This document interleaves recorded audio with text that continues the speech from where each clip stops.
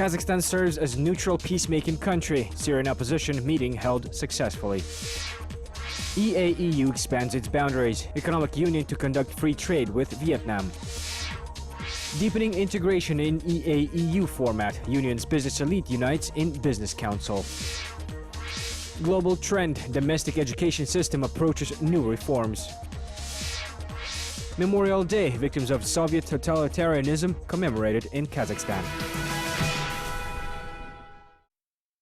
Good evening, I am Rahim Ashakbayev and this is Kazakhstan Weekly, where we summarize the major local and international news for the past week. Our tonight's guest is the director of the Center of International Relations of the International Turkic Academy, Alim Bayaliyev. Alim, I am glad to see you. Good to see you too. Kazakhstan is after the status of a peacemaker. The country is not involved in any conflict. Kazakhstan has hosted the Iranian nuclear talks before, and this time Astana served as an independent platform for the representatives of the Syrian opposition. During 3 days, leaders and representatives of the diverse Syrian opposition forces, independent opposition and representatives of the civil society, in total over 30 individuals, have been trying to establish dialogue. However, officials from Damascus were absent. During the course of talks, Syrian opposition told about the impact of consultations which were held behind closed doors. This held a press conference the next day after the discussions. Kazakhstan officials did not take part in the negotiations with the exception of Kazakhstan's ambassador to Iran, Baghdad Amreyev, who was one of the moderators. Minimum information was released about the meeting of the Syrian opposition in Astana, as the press has not been invited and no official comments had been made, and only later a press conference was arranged. Human rights activist, leader of Syrian civil opposition Ammar Abdul Hamid, said that the main reason for their visit to Astana was reached, and a final document stating that the crisis can be resolved by political means only has been adopted as the result. Earlier, a RIA Novosti news agency reported that talks began with a discussion of humanitarian issues, including the organization of corridors jointly with the Red Cross and Red Crescent for delivery of food and medicine for the Syrian population, citing spokesperson of the Syrian National Movement for Change, Al-Buni Mohammed Bassam. The second and the main discussion on the agenda was a roadmap of political settlement of the conflict. 22 out of 30 participants of the meeting signed the final document, which had to be adjusted to the satisfaction of a maximum number of signatories. The paragraph about mercenaries has caused some disagreements. RIA Novosti reported that the text of the signed declaration includes the appeal to withdraw foreign mercenary militants from the country and restore the Syrian army. According to the UN, over 220,000 people have been killed during the 4-year armed conflict in Syria. Nearly 4 million Syrians have been forced to leave the country. Militant units of different groups oppose the government's army, while the militants of Islamic State stay the most active. The initiative to hold this meeting in Astana was requested by the Syrian Movement for a Pluralistic Society. The opposition appealed to President Nazarbayev with a corresponding request and received a positive response. The meeting had a specific purpose: to meet representatives of the opposition and try to reach consensus on controversial issues. We have tried to set up a common platform that would have reflected the views of all the sides, and most importantly, we must address the humanitarian problems. Syria is destroyed. People are in distress.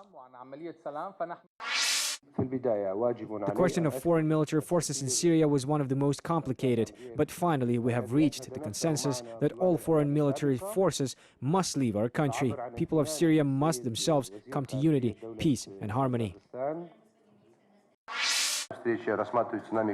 We see the meeting as our attempt to assist international efforts, particularly to the Genevan ones. I want to emphasize one more time that our meeting had no intention to compete with any other ones and is seen as a passive contribution to the overall global efforts to resolve the crisis. So, Alim, how do you assess the results of the Astana talks, and why, in your opinion, the Syrian opposition are interested in Astana as a platform for negotiations? Well, first and foremost, I think that regardless of the actual outcomes of these talks, the efforts of the Kazakh government to mediate international affairs and conflicts must be welcomed.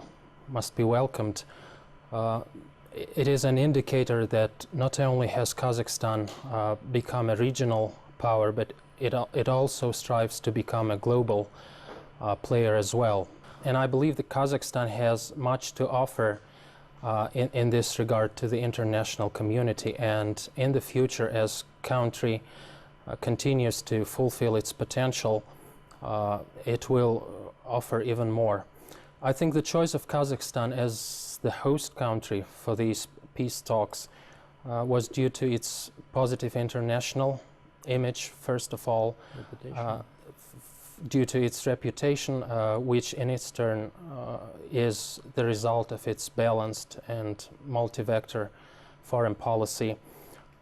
And the fact that it has good relations with all permanent members of the United Nations Security Council, as well as the regional powers like Iran, Israel, Turkey, and Egypt, also played its role. As for the nature of the talks themselves, for the essence of the talks themselves, I'm afraid one should not be overly optimistic about the talks. This must not come as a surprise, because one must keep in mind that all international initiatives, including the Geneva process, have not been successful so far in bringing this conflict to an end. And this is due to the nature of the Syrian crisis. As far as I am informed, the leaders that attended the talks in Astana represent mainly the secular and liberal opposition groups of Syria. Neither the government of Bashar al-Assad nor the Islamic State were there. And one has to account for such a factor as the so-called Islamic State now. Not only has it become not only does the Islamic State influence the geopolitics of the region, but it has also become a phenomenon, a factor in the international, in the global politics, because it, in my opinion, it challenges the very international order itself now. And the fact that, for example, some Europeans or Americans joined the Islamic State recently and are actually now battling in the ranks of the Islamic State is quite stunning. So it calls for... Phenomenon. Yeah, it is a phenomenon, and it calls for thorough study, research, and analysis of this phenomenon. The Islamic State is quite different from other groups like Al-Qaeda or Taliban in terms of how it was founded, in terms of its objectives, in terms of the methods. On Friday, the world-famous resort Burabay became the center of decision-making and policy statements. The meetings of the Council of Heads of Governments of the CIS and the Eurasian Intergovernmental Council have been held here. It's symbolic that the presidents of the three countries signed an agreement on creation of the Eurasian Economic Union in Kazakhstan exactly on this day a year ago. What particular issues have been discussed this time and what agreements have been signed? You will learn more about in depth from our report. The CIS heads of government gathered this week in Burabay Resort in the Akmola region. Nursultan Nazarbayev met them not only as the leader of Kazakhstan but also as the chairman of the CIS, as Kazakhstan is managing the institution's work this year and very successfully, as CIS Executive Secretary Sergei Lebedev had noted. He reminded that the meetings of the Economic Council and the Economic Forum of the Commonwealth were effectively held under Kazakhstan's chairmanship on March 13 in Moscow. Thanks to Nursultan Nazarbayev, on May 8 in Moscow, the heads of CIS states talked almost 2 hours longer than the planned 1.5 hours. During the meeting in Burabay, Kazakh president stressed the importance of the CIS and added that it needed to be continued to develop and improve.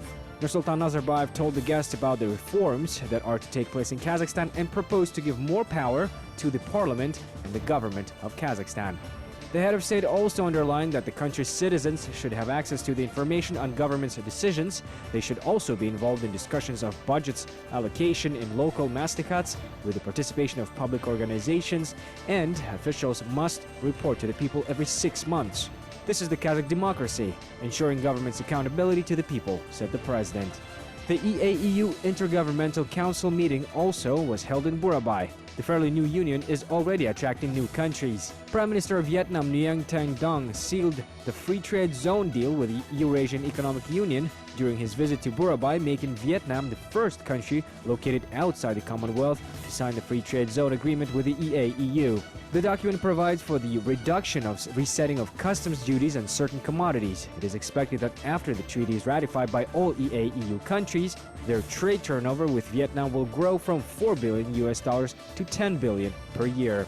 Kazakhstan imports Vietnamese medicines, tea, food processing machinery, seafood, raw materials for the confectionery and light industry, computers, and accessories. And Vietnam imports asbestos, steel products, and transport equipment from Kazakhstan.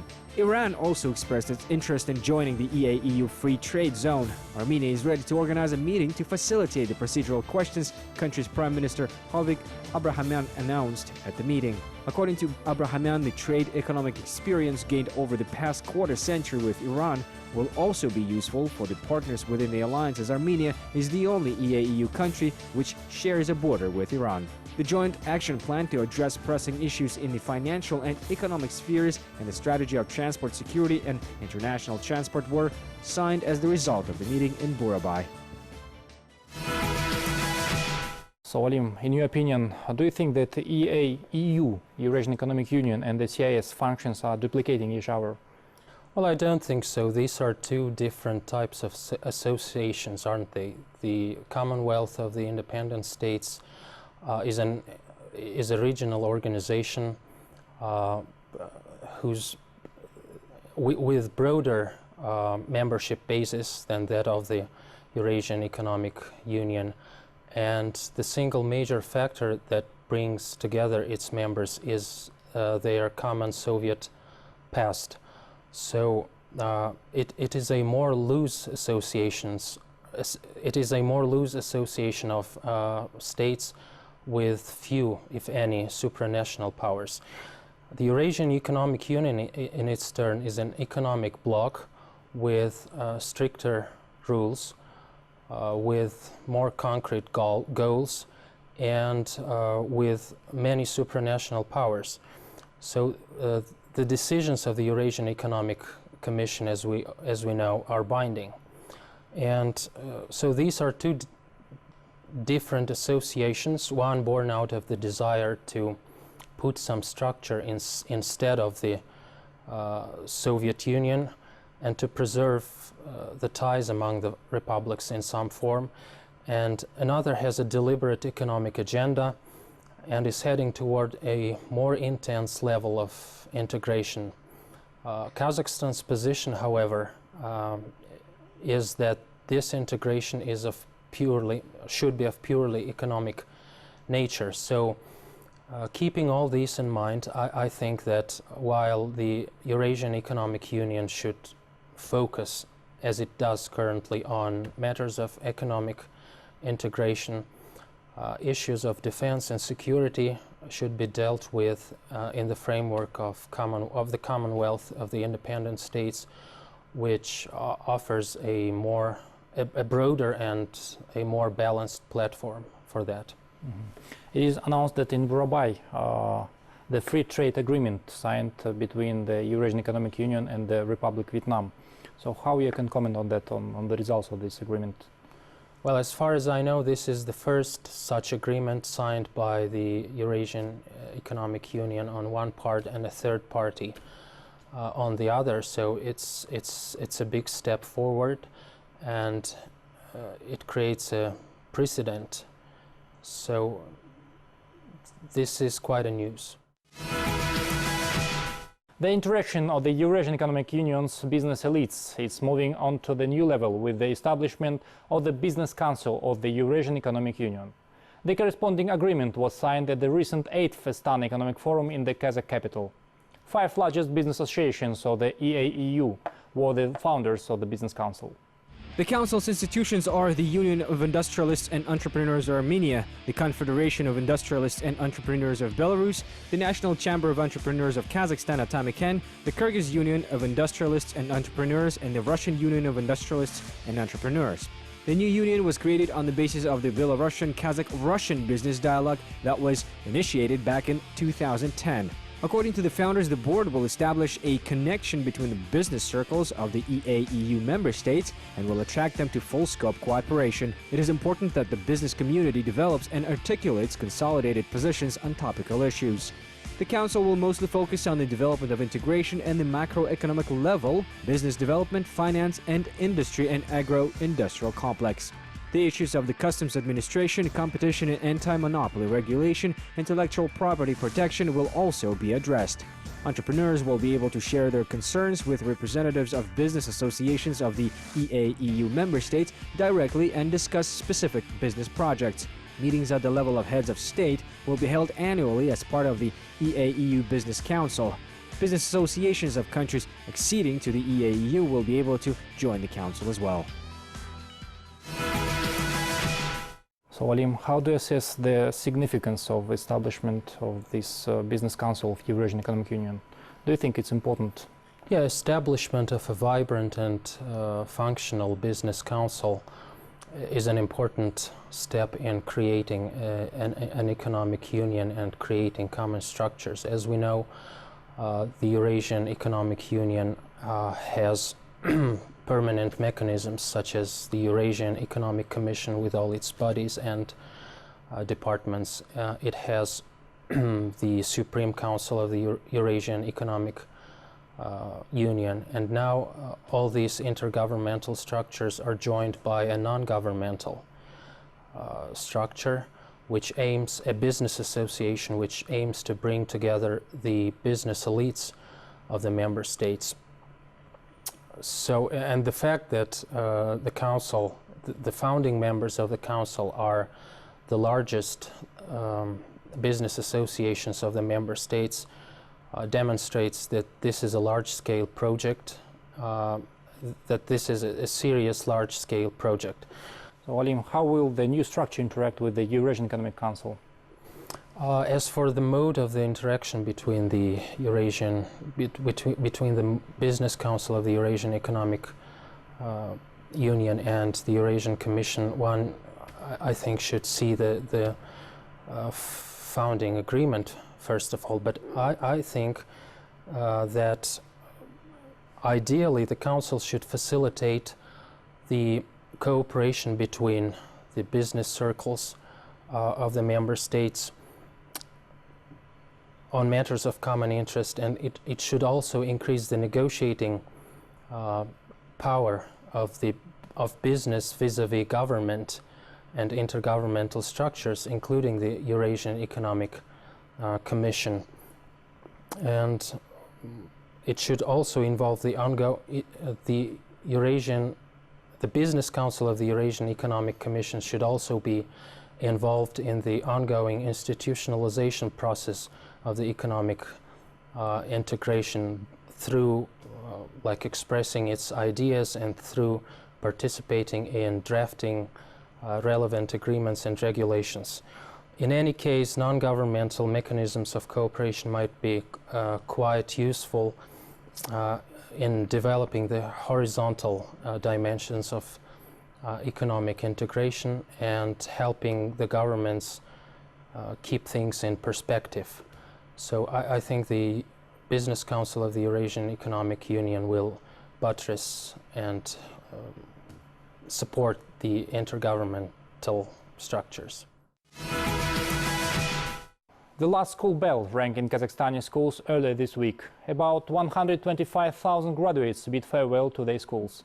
Now they will have to pass the Unified National Testing, UNT, which is necessary for those who intend to enroll into the national universities.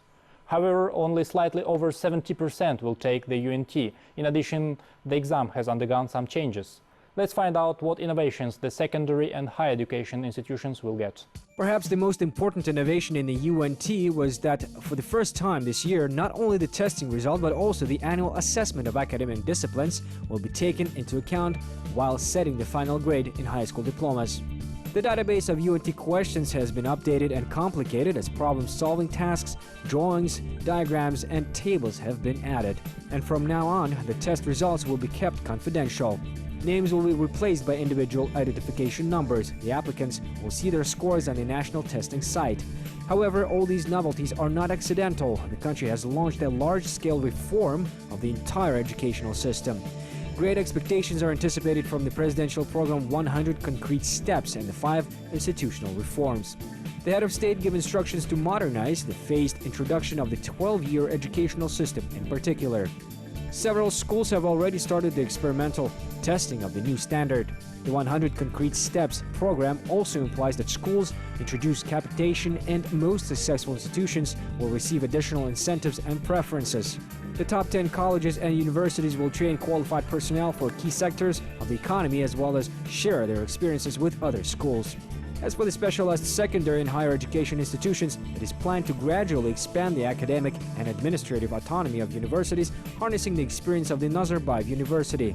It has been proposed to use the international practice for the transformation of private universities into non-profit organizations. To improve the competitiveness of the future graduates, high schools and universities will introduce courses in the English language. The basic principles of the Mangalik Yell program are also among the key reforms of the nation's plan. They are planned to be introduced into the school curriculum. So, Olim, do you think that the general trend of development of the education system selected by our country is correct? Well, in general, my overall evaluation of the educational developments in the post-Soviet period in Kazakhstan are positive. Kazakhstan has preserved the valuable elements of the Soviet education system and has been able to add to that heritage. So this is especially important when one considers the fact that the levels of global education are not on the rise currently.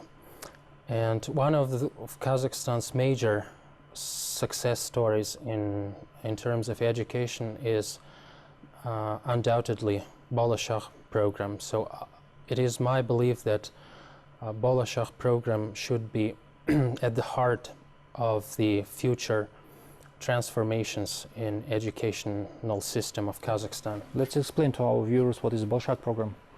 A Bolashakh program was launched by President of Kazakhstan, Nursultan Nazarbayev, back in 1992 to send the most capable youth of Kazakhstan to best universities in the world. And so it's been very effective ever since. So I think Bolashakh should be tailored to prepare academic staff and teachers that would teach at universities and schools in Kazakhstan. So our schools and universities could deliver world-class knowledge and skills which match the market requirements. And I think instead of paying eye-watering salaries to foreigners, we should concentrate and focus on educating and preparing our own scholars and teachers. Provided that in the future some schools and universities possess highly skilled, highly competitive staff obliged by the state to do their best and give their most productive years to the education of others, we can expect an inflow of skilled and knowledgeable professionals to all sectors of the economy. And secondly, the government, which pays huge sums of money in order to educate an ordinary citizen, should also have a say over its future, because currently the graduates of Bolashakh program are entirely free in choosing their workplaces. Victims of political repressions and mass starvation of the 1930s were commemorated on the last day of spring. This day of remembrance have been marked for the past 18 years. On May 31st, peaceful meetings are held throughout the country with special exhibitions. People lay flowers at the sites and monuments, and both temples and mosques hold days of prayer. However, for Kazakhs, this day has a deeper meaning, as millions of our compatriots perished from the Soviet totalitarianism. Bloody events of the first half of the last century left an indelible mark in country's history. According to the official statistics, only in 1937-1938, over 100,000 Kazakhstanis were arrested. 25,000 of them were shot, including political, artistic, and scientific elite figures. In Soviet times, a well-known forced labor camp, Karlag, oppressed over 1 million people within its walls. The families of the victims suffered as a result of the brutal policy and were identified as the enemies of the people. Another camp called Alger devastated mothers, wives, sisters, and daughters of all who were accused of treason. Today, there is a memorial on the camp's site where the names of 7,270 women prisoners have been carved on the black marble, the Wall of Memory. Mass deportations of people to Kazakhstan took place besides the repressions. Over 1 million people were deported from their historic homeland to Central Asia. In those years, Kazakhstan received over 1.2 million Koreans, Turks, Germans, Chechens, Ingush, Poles, and people of other nationalities. The law on rehabilitation of the victims of mass political repressions was adopted in 1993. Justice was restored in relation to the illegally convicted citizens, those who fell victim to a totalitarian regime. To date, over 350,000 people, including deported in Kazakhstan, have been rehabilitated. The monument to victims of political repressions was opened 3 years ago in Astana. So, Alim, we know that millions of people were deported or resettled in Kazakhstan during the Soviet period, and indigenous people, the Kazakhs, accepted the deportees with warm and sympathy. Do you think that this was the foundation of the current interethnic harmony in Kazakhstan? Yes, I remember one Western scholar noting that Kazakhstan is one of the few places on the planet where an ethnic German lives side by side with an ethnic Korean in a rural setting. I mean, in large cities, such ethnic mingling, intermingling was widespread in the 20th century, but in rural setting it is still rare. So this came as a result of tragic events, and Kazakh people, of course, met all those deported from all corners of the Soviet Union cordially, not because they were thinking of interethnic harmony, but quite naturally, instinctively, and intuitively, and despite the fact that they themselves had been devastated by recent famines and by repression. So I think we all have friends and acquaintances of different ethnic backgrounds, like Chechens or Russians, that were raised by Kazakh families because they had lost their own parents.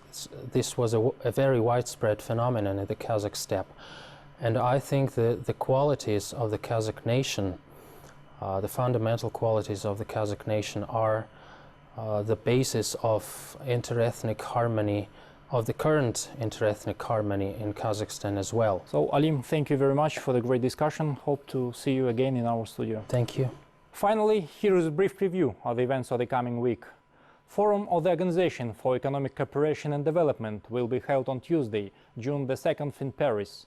On June 3rd, heads of the Ministry of International Affairs of the Shanghai Cooperation Organization will gather for a meeting in Dushanbe. The 28th plenary meeting of Foreign Investors Council under the President of Kazakhstan will take place on Tuesday, June 4 in Astana. Parliamentary elections will be held on Sunday, June 7 in Turkey, and the G7 summit will be held in Germany, Kassel-Elmau in the Bavarian Alps. We will discuss this and other important events in our next program. Thank you for watching, best of luck and goodbye.